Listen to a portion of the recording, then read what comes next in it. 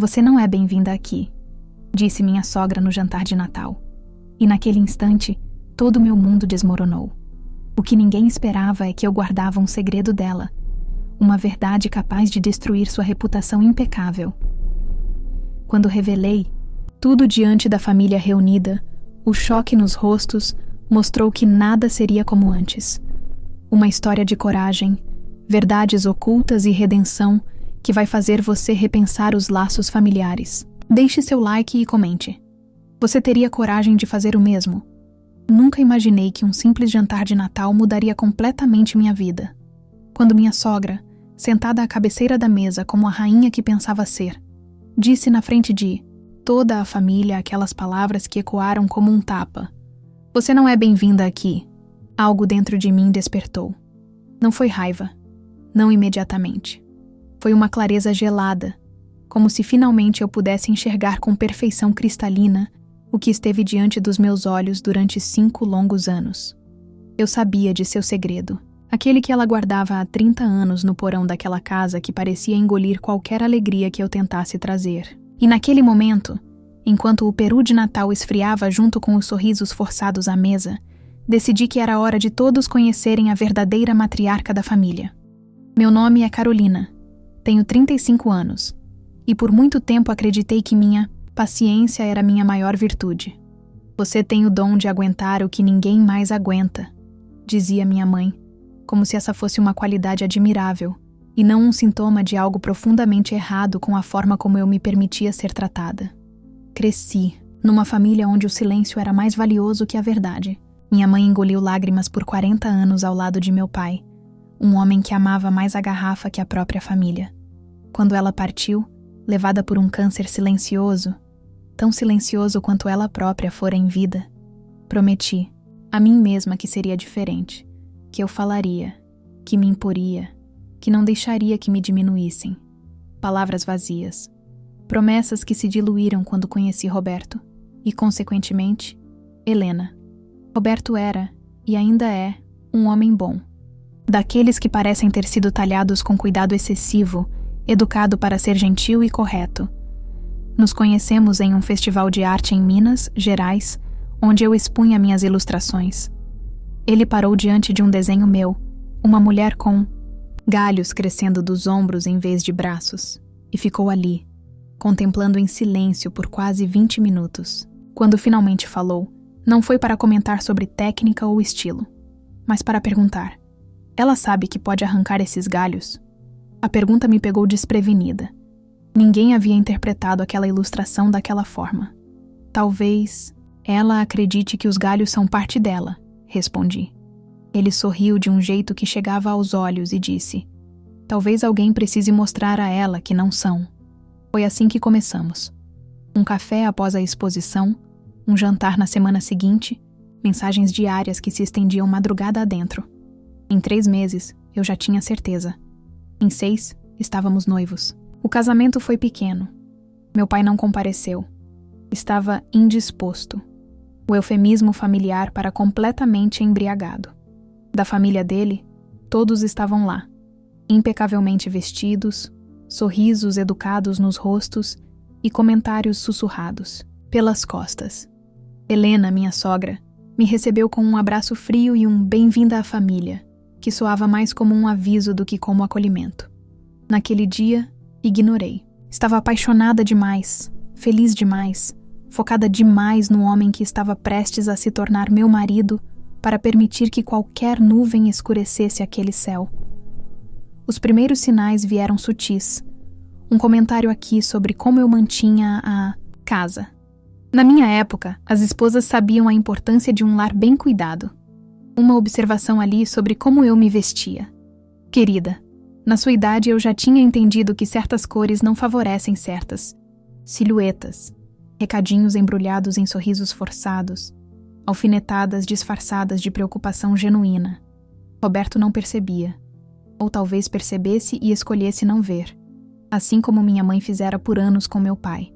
Eu tentei conversar com ele algumas vezes, mas sempre ouvia a mesma resposta. "Você está exagerando, Carol. Mamãe só está tentando ajudar. Ela é assim mesmo, um pouco direta demais às vezes." Engoli meu desconforto. Sorri nos almoços de domingo onde eu era invisível. Agradeci pelos presentes inadequados nos aniversários, como o conjunto de panelas no primeiro ano de casamento, quando todos sabiam que Roberto era quem cozinhava em casa, ou os livros de autoajuda sobre como ser uma esposa perfeita no segundo ano. Respirei fundo quando ela reorganizou meus armários durante uma visita em que precisei sair para trabalhar. Só estou ajudando a organizar, disse ela, depois de jogar fora 3 das minhas blusas favoritas porque já estavam velhas demais. Tudo mudou há cerca de 7 meses quando precisamos reformar o quarto de hóspedes para transformá-lo em um escritório.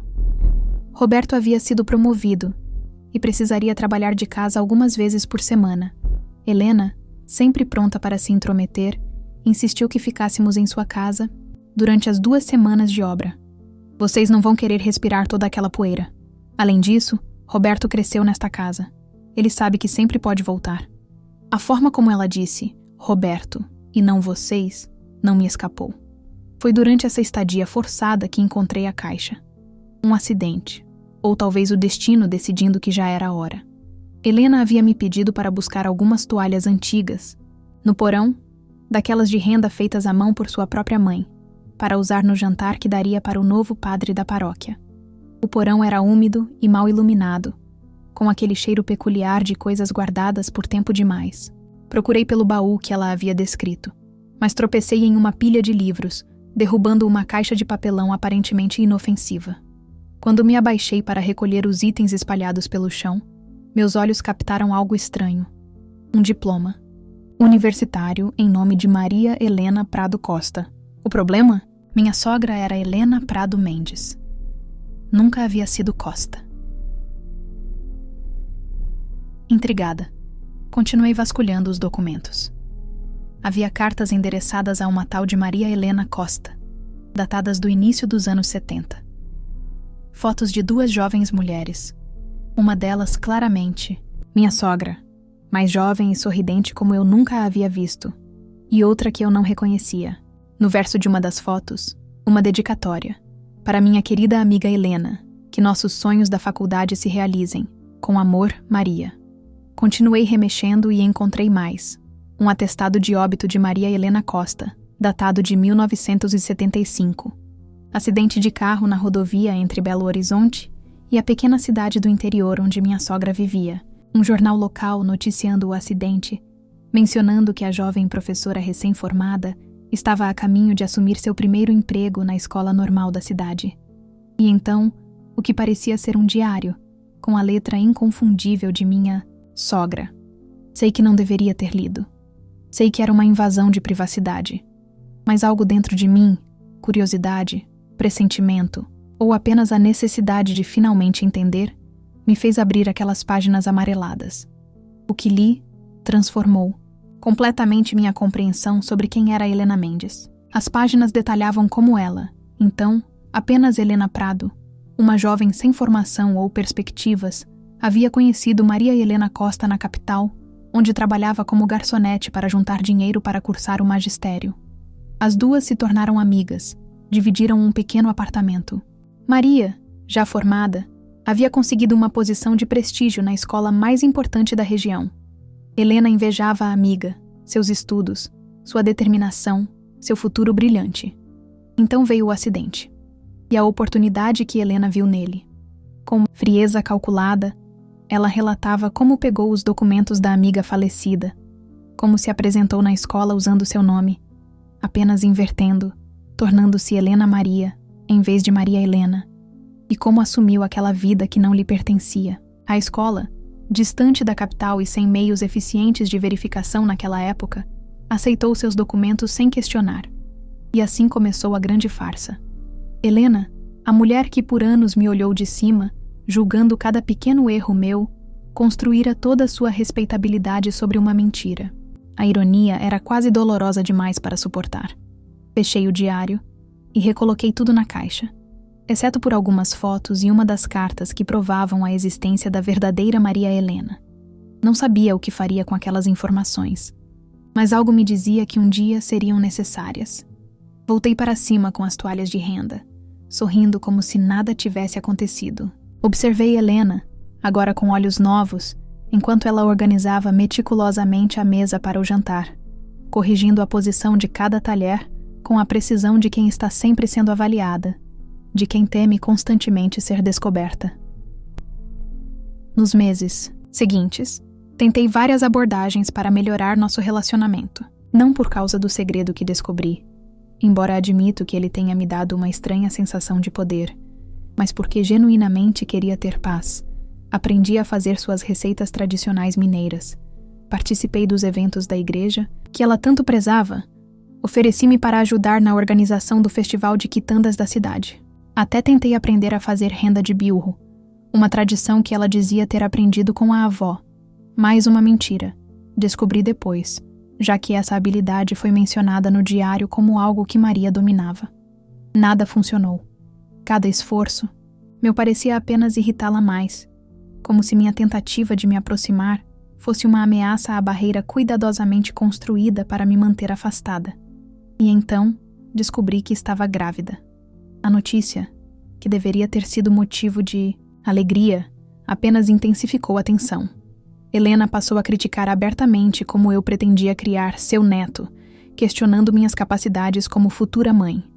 "Você nem consegue manter uma planta viva", disse ela certa vez, quando o vaso de samambaias que ela me dera, e propositalmente não me explicara como cuidar, começou a secar. Como vai cuidar de uma criança? Roberto continuava cego às críticas veladas de sua mãe. Ou talvez não quisesse ver. Era mais fácil acreditar que tudo não passava de ciúmes bobos entre nora e sogra, um clichê inofensivo, do que encarar a toxicidade daquela relação. Quando eu tentava explicar como me sentia diminuída e invalidada, ele suspirava e dizia: "Vocês duas precisam se esforçar mais." Em setembro, durante sua festa de aniversário, ocorreu o primeiro embate sério. Eu usava um vestido que havia levado semanas para confeccionar, uma peça única que tinha bordado à mão, inspirada na cultura mineira que tanto tentava abraçar. Helena, ao servir café, acidentalmente derramou a bebida quente sobre o tecido delicado. "Oh, que desastrada eu sou", disse ela, sem um pingo de remorso na voz. "Mas talvez seja um sinal, querida. Esses vestidos artesanais são tão rústicos. Na próxima vez, podemos ir juntas a uma loja adequada." Quando me retirei para tentar salvar o vestido, ouvi claramente sua voz na sala. "Essa moça da cidade grande nunca vai se adaptar à nossa maneira de viver. Não sei o que meu Roberto viu nela." Algo quebrou dentro de mim naquele momento. O último fio de esperança de que pudéssemos ter uma relação civilizada se rompeu. Com as mãos ainda úmidas de tentar limpar o café do tecido arruinado, peguei meu celular e liguei para minha amiga Luísa, que trabalhava como arquivista municipal. "Preciso da sua ajuda", disse, a voz mais firme do que jamais estivera. "Quero descobrir tudo sobre Helena Mendes." Com a ajuda de Luísa, descobri muito mais do que esperava. Helena não apenas havia usurpado a identidade de sua falecida amiga, mas também manipulado o testamento de seu sogro para garantir que a casa da família, a mesma onde ela agora vivia, ficasse exclusivamente em seu nome, prejudicando financeiramente seu próprio marido, pai de Roberto. O homem morrera acreditando que a nora exemplar cuidaria do filho e do neto como guardiã do patrimônio familiar. À medida que o Natal se aproximava, as tensões aumentavam. A gravidez avançada me deixava mais sensível, e as críticas constantes de Helena pareciam cada vez mais difíceis de suportar. Ela insistia em organizar a ceia tradicionalmente mineira como sempre fez, rejeitando qualquer sugestão minha. Na sua condição, ela dizia, colocando ênfase desnecessária na palavra, como se gravidez fosse uma doença terminal: "É melhor deixar que pessoas experientes cuidem de tudo." Quando mencionei minha intolerância à lactose, pedindo apenas que algumas opções sem leite estivessem disponíveis, ela desdenhou. No meu tempo não existiam essas frescuras. Comíamos o que era posto à mesa e agradecíamos. Problemas. Digestivos são coisa de gente da capital, que come essas modernidades cheias de química. Em novembro, perdi temporariamente meu emprego como designer gráfica devido a cortes na empresa. Foi o golpe que Helena esperava para atacar diretamente meu casamento. "Roberto", ela disse durante um almoço de domingo, sua voz doce como mel. Envenenado. Talvez seja a hora de reconsiderar certas escolhas. Uma esposa deve ser um apoio, não um fardo. Roberto, pela primeira vez, pareceu desconfortável com o comentário da mãe. Mamãe, não é o momento para isso. Só estou pensando no seu bem, meu filho. Esta casa sempre será seu lar. Você não precisa carregar pesos que não são seus. O que Helena não sabia, o que eu não tinha contado a ninguém ainda, era que já havia começado um promissor negócio próprio de ilustrações para livros infantis. 3 editoras já haviam demonstrado interesse no meu portfólio, e eu estava prestes a assinar meu primeiro contrato significativo. Deixei que pensasse que estava me derrotando. Deixei que saboreasse sua suposta vitória. Algo dentro de mim, algo frio e calculista que nunca soube que existia, começou a planejar metodicamente. O grande confronto aconteceu na véspera de Natal. Passei o dia preparando um prato especial, uma receita de família que havia aprendido com minha falecida avó, torta capixaba, um prato que ela fazia apenas em ocasiões muito especiais. Era uma oferta de paz, uma última tentativa de construir uma ponte, apesar de tudo. Helena, sem sequer experimentar, colocou o recipiente na parte de trás da mesa, quase escondido atrás do imenso peru que havia preparado. Isso parece interessante, comentou, o nariz franzido como se sentisse um odor desagradável. Mas já temos comida suficiente. Pratos experimentais podem arruinar uma ceia tradicional. Quando todos se sentaram, Roberto, animado e alheio à tensão palpável entre sua mãe e sua esposa, fez o anúncio oficial da gravidez, embora a família já soubesse. Era mais uma formalidade, uma celebração do momento especial. E já decidimos o nome, disse ele, apertando minha mão sobre a mesa. Se for menina, será Maria, em homenagem à avó de minha mãe, que tanto significou para ela. Vi o rosto de Helena empalidecer. Maria. O nome da amiga cuja vida ela roubara. O nome que ela havia mencionado tantas vezes como sendo de uma avó que nunca existira. Antes que eu pudesse dizer qualquer coisa, Helena se levantou, o rosto uma máscara de fúria mal contida. Olhando diretamente para mim, como se mais ninguém estivesse presente, ela pronunciou as palavras que mudariam tudo. Você não é bem-vinda aqui. Nunca foi e nunca será parte desta família. Nem você, nem esse bebê. O silêncio que seguiu foi ensurdecedor. Senti os olhares de todos sobre mim. O sogro confuso, as tias de Roberto chocadas, os primos sussurrando entre si. Roberto, ao meu lado, parecia ter sido atingido por um raio, incapaz de processar o que acabara de ouvir. Respirei fundo, sentindo uma calma estranha me dominar. Era como se, depois de tanto tempo tentando me adaptar, tentando me encaixar, tentando ser aceita, finalmente tivesse recebido permissão para parar de tentar. Sabe, Helena, disse, minha voz surpreendentemente firme. Por muito tempo acreditei que havia algo errado comigo, que se eu me esforçasse mais, cozinhasse melhor, me vestisse de forma diferente, falasse menos, ocupasse menos espaço, talvez você finalmente me aceitasse.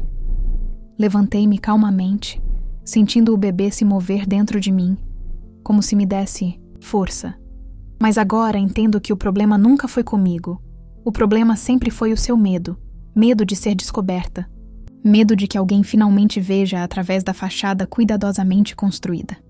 Peguei minha bolsa e retirei as fotos e a carta que havia guardado.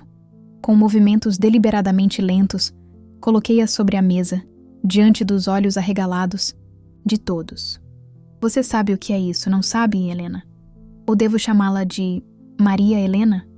O rosto dela perdeu toda a cor. Seus olhos, sempre tão seguros e julgadores, agora mostravam puro terror. Do que você está falando? Perguntou o sogro, pegando uma das fotos. Helena, quem é esta mulher com você? Uma velha amiga. Ela respondeu rapidamente. Nada importante. Uma amiga cujo nome você roubou. Continuei, mantendo a voz calma, quase gentil. Uma amiga cuja vida você tomou para si após sua morte. Não é mesmo, Helena? Ou deveria dizer, Helena Prado. A garçonete sem diploma que viu uma oportunidade quando sua amiga, a verdadeira Maria Helena Costa, morreu naquele acidente em 1975. A revelação causou um tumulto imediato. O marido de Helena, que sempre acreditou na história de que ela era uma professora renomada formada com honras, ficou visivelmente abalado. Do que ela está falando, Helena? Exigiu saber. Mentiras! Gritou Helena, levantando-se com tanta força que derrubou sua cadeira. Essa mulher está inventando histórias absurdas para tentar destruir nossa família. Tenho os documentos. Respondi calmamente, retirando mais papéis da bolsa, cópias que Luísa havia me ajudado a obter. O atestado de óbito de Maria Helena Costa, a notícia do jornal sobre o acidente. E, mais importante, seu próprio diário, Helena, onde você detalha como assumiu a identidade dela para conseguir um emprego na escola normal. Roberto estava em choque, olhando alternadamente para mim e para sua mãe, como se não reconhecesse nenhuma das duas. Mamãe? E sua voz era quase infantil, implorando por uma explicação, por uma negação convincente. E não é só isso, continuei, determinada a expor tudo agora que havia começado. Ela também manipulou o testamento de seu sogro, garantindo que a casa ficasse exclusivamente em seu nome, prejudicando seu próprio marido. O sogro, um homem geralmente calado e submisso, levantou-se com uma agilidade surpreendente para sua idade. "O que você fez?" perguntou, a voz trêmula. "Aquela cláusula. Você disse que era desejo de meu pai, que ele havia pedido que a casa ficasse em seu nome para proteger o patrimônio da família." Helena olhou ao redor, como um animal encurralado. Então, subitamente seu rosto se transformou. O medo deu lugar à raiva, e a máscara de polidez caiu completamente. "Vocês não fazem ideia do que é lutar para sobreviver", disse ela, a voz carregada de amargura. "Nasci pobre, sem oportunidades, sem futuro. Maria tinha tudo: família, educação, perspectivas. E então, num piscar de olhos, ela se foi. Aquele emprego deveria ter sido meu. Aquela vida deveria ter sido minha." Seu olhar se voltou para mim, cheio de ódio.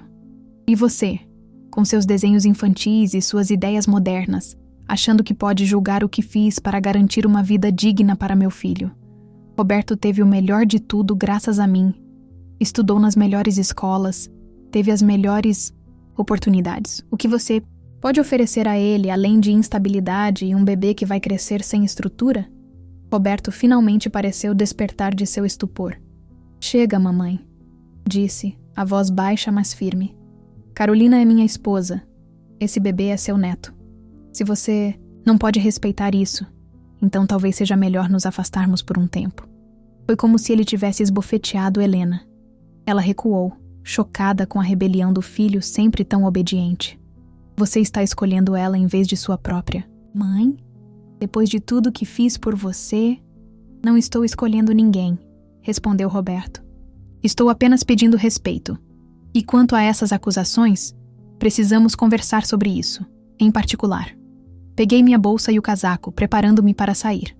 Não havia mais nada a ser dito naquela noite. Havia exposto a verdade, não, por vingança, mas porque não podia permitir que meu filho crescesse em um ambiente construído sobre mentiras.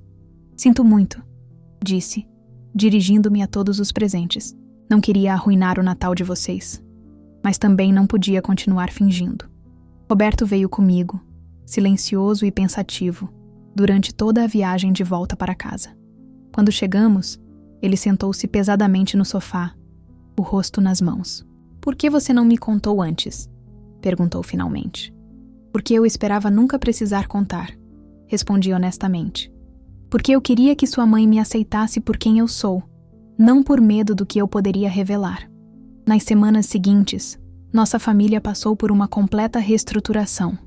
Roberto, dividido entre a lealdade à mãe e o amor por mim e pelo bebê, inicialmente se afastou de nós duas, precisando de tempo para processar tudo o que havia acontecido.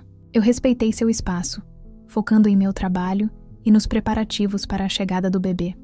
Helena, confrontada com seu passado, inicialmente negou tudo, mas quando apresentei provas concretas, incluindo testemunhos que Luísa havia ajudado a encontrar, ela finalmente admitiu seus atos. O que me surpreendeu, no entanto, foi a reação de meu sogro. Após a comoção inicial, Foi ele quem deu o primeiro passo para a reconciliação. Numa tarde fria de janeiro, ele apareceu na porta de nosso apartamento, segurando uma caixa antiga, de madeira. "Posso entrar?" perguntou, parecendo menor e mais frágil do que eu jamais o vira. Convidei-o para um café e nos sentamos em silêncio por alguns minutos antes que ele finalmente falasse. "Eu sempre soube que havia algo errado", disse ele, olhando para suas mãos enrugadas.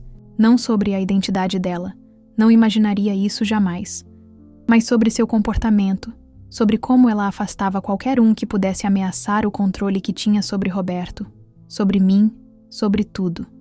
Ele abriu a caixa e retirou um velho álbum de fotos. Antes de Helena, Roberto teve uma namorada na faculdade. Uma moça doce, inteligente, que o fazia sorrir como eu nunca tinha visto. Helena a destruiu metodicamente, espalhando rumores, criando mal-entendidos, até que a moça não aguentou mais e terminou tudo. Folheando o álbum, ele mostrou fotos de um Roberto mais jovem, abraçado a uma jovem de sorriso radiante. "Aconteceu com você também, não foi?" "O mesmo padrão." Assenti, sem palavras diante daquela revelação. "Eu deveria ter impedido", continuou ele. "Deveria ter protegido meu filho, deveria ter protegido você. Mas escolhi o caminho mais fácil: fingir que não via." Seus olhos, idênticos aos de Roberto, encheram-se de lágrimas. "Todos nós temos segredos, Carolina. O meu é que fui covarde por toda a minha vida." Aquela conversa emocionante marcou o início de uma nova fase. O sogro, que eu mal conhecia antes, tornou-se um aliado importante na reconstrução de nossa família. Foi ele quem convenceu Roberto a buscar terapia para lidar com as revelações sobre sua mãe e seu passado. A chegada do bebê, em junho do ano seguinte, serviu como catalisador para a cura familiar. Uma menina, que decidimos chamar de Ana Maria. Uma homenagem sutil tanto à minha mãe quanto à amiga que Helena havia traído. Roberto, ao segurar sua filha pela primeira vez, chorou como uma criança. "Prometo fazer diferente", sussurrou, para o pequeno embrulho em seus braços. "Prometo que você crescerá sabendo que é amada exatamente como é." Helena, depois de meses de afastamento e surpreendentemente de terapia, aproximou-se humildemente. Primeiro através de cartas, depois com visitas breves e tensas. Não havia mais a arrogância de antes, nem as críticas veladas. Havia uma mulher envelhecida pelo peso de sua própria farsa, finalmente confrontando seus demônios. "Eu não espero que você me perdoe", disse ela numa dessas visitas, olhando para a neta que dormia no berço. "Mas gostaria de conhecer minha neta. Gostaria de tentar ser melhor." Estabeleci limites claros. Nada de visitas sem aviso prévio. Nenhuma tentativa de interferir em como criávamos Ana Maria. Respeito absoluto por nossas decisões como pais.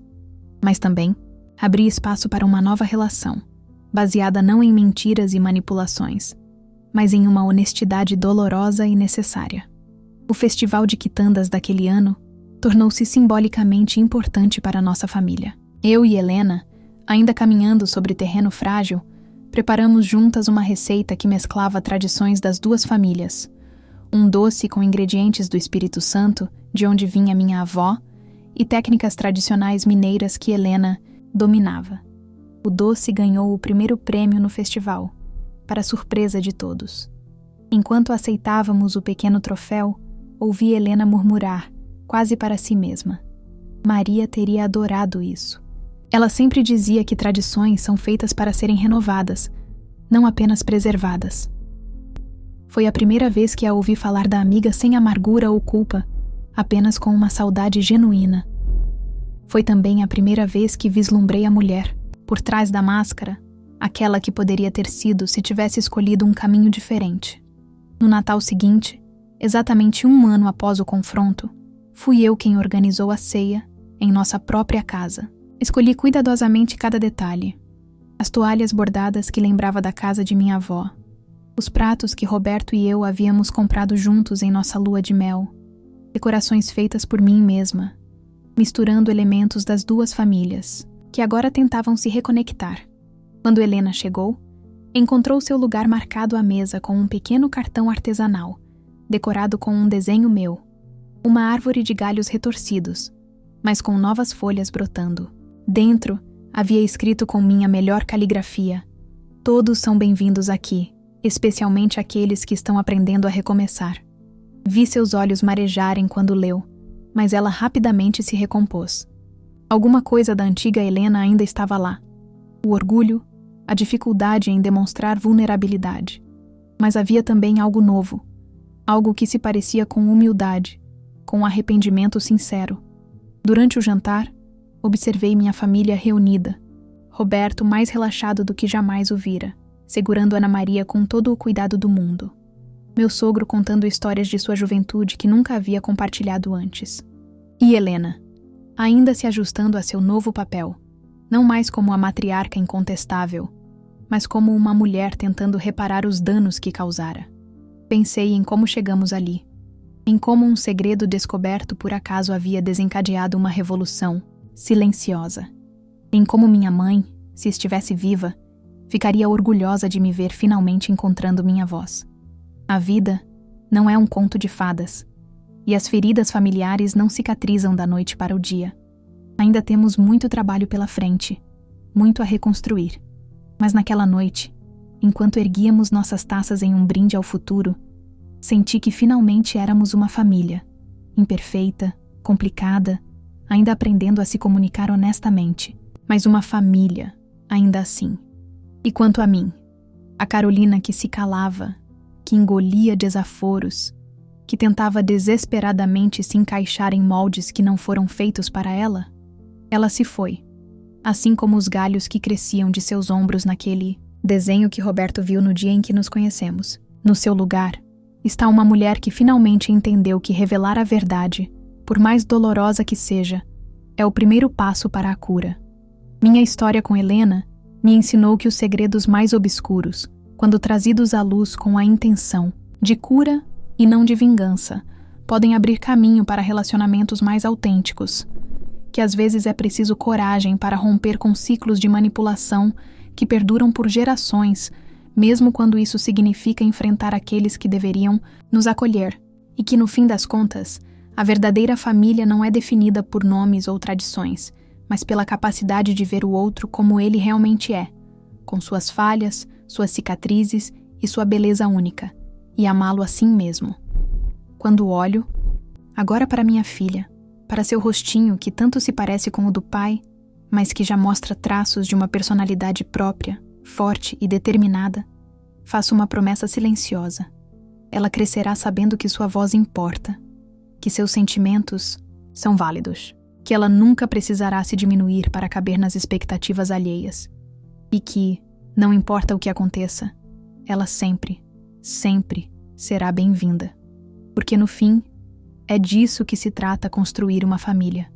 Criar um espaço onde cada um possa ser verdadeiramente quem é, sem medo de julgamento ou rejeição. Um lugar onde as palavras "você é bem-vinda aqui" não sejam apenas uma formalidade vazia, mas uma verdade vivida todos os dias, em cada gesto, em cada olhar, em cada abraço. E se há uma lição que aprendi em toda essa jornada, é que nunca é tarde demais para criar esse espaço, para nós mesmos e para aqueles que amamos. Mesmo que o caminho seja difícil, mesmo que signifique confrontar verdades dolorosas e derrubar fachadas cuidadosamente construídas. Porque a verdade, por mais incômoda que seja no momento, é sempre o caminho para a libertação.